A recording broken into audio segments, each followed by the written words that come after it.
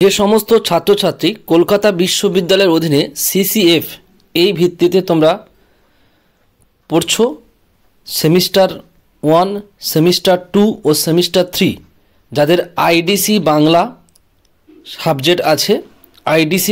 Subject আছে তাদের জন্য আজকের এই ভিডিও খুব গুরুত্বপূর্ণ বা এই বিষয়টি খুব গুরুত্বপূর্ণ।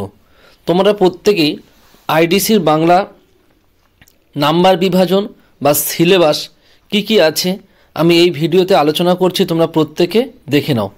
তোমাদের বাংলা আইডিসিতে আছে কথা সাহিত্য ও নাটক।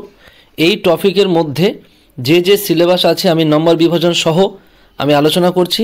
তো যাদের সেমিস্টার 1, সেমিস্টার 2, সেমিস্টার 3 অনার্সের যাদের আইডিসি বাংলা থাকবে এবং যারা জেনারেল কোর্সে পড়ছো বা পাস কোর্সে পড়ছো যাদের আইডিসি থাকবে তাদের প্রত্যেকের কিন্তু সেমিস্টার 1, 2, 3 এক সাবজেক্ট বা সেম সিলেবাস।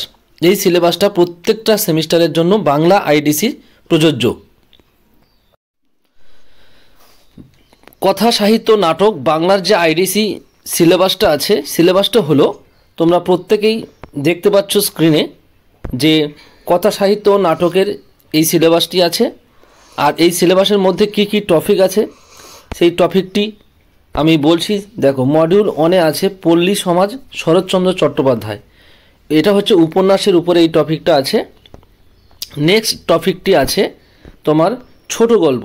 এই ছোট গল্পের মধ্যে কি আছে দেখো, ছোট গল্পের মধ্যে আছে চোর যতীন্দ্র নন্দী, রেকর্ড নারায়ণ গঙ্গোপাধ্যায়, অন্তঃসলীলা সাবিত্রী রায়, আদাব সমরেশ বসু, টোবাটেক সিং, সাদাত হোসেন মন্টো, স্ত্রীর পত্র রবীন্দ্রনাথ ঠাকুর। এটা হচ্ছে মডিউল 2-তে ছোট গল্পের উপরে এই টপিকটি বা এই সিলেবাসটি রয়েছে। নেক্সট যে সিলেবাসটি আছে সেই সিলেবাসটি আমি তোমাদের বলছি।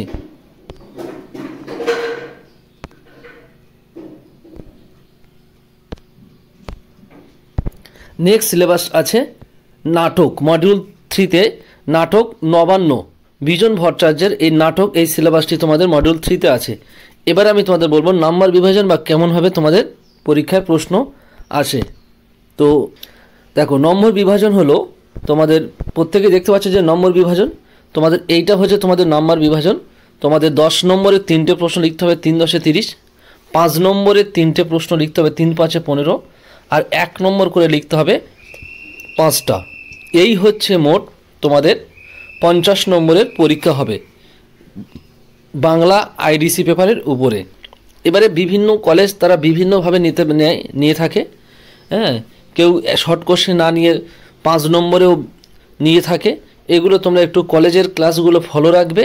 আর প্রত্যেকে বলবো যে আইডিসি পেপারের প্রশ্নগুলো কলেজের স্যার ম্যাম করেন, ওনাদের ক্লাসগুলো তোমরা ফলো রাখবে। আশা করি তোমরা প্রত্যেকেই আইডিসি পেপারে ভালো নাম্বার ক্যারি করতে পারবে। আর প্রত্যেকে কিন্তু কলেজের ক্লাসগুলো ফলো রাখবে। আর যারা চ্যানেলে নতুন থাকবে অবশ্যই তোমরা প্রত্যেকে সাবস্ক্রাইব করে রাখবে। এরকম নতুন আপডেট বা নতুন তোমরা সাবজেক্টের ইনফরমেশান বা সাজেশান প্রত্যেকটা বিষয়ে আমার চ্যানেলে তোমরা পেয়ে যাবে।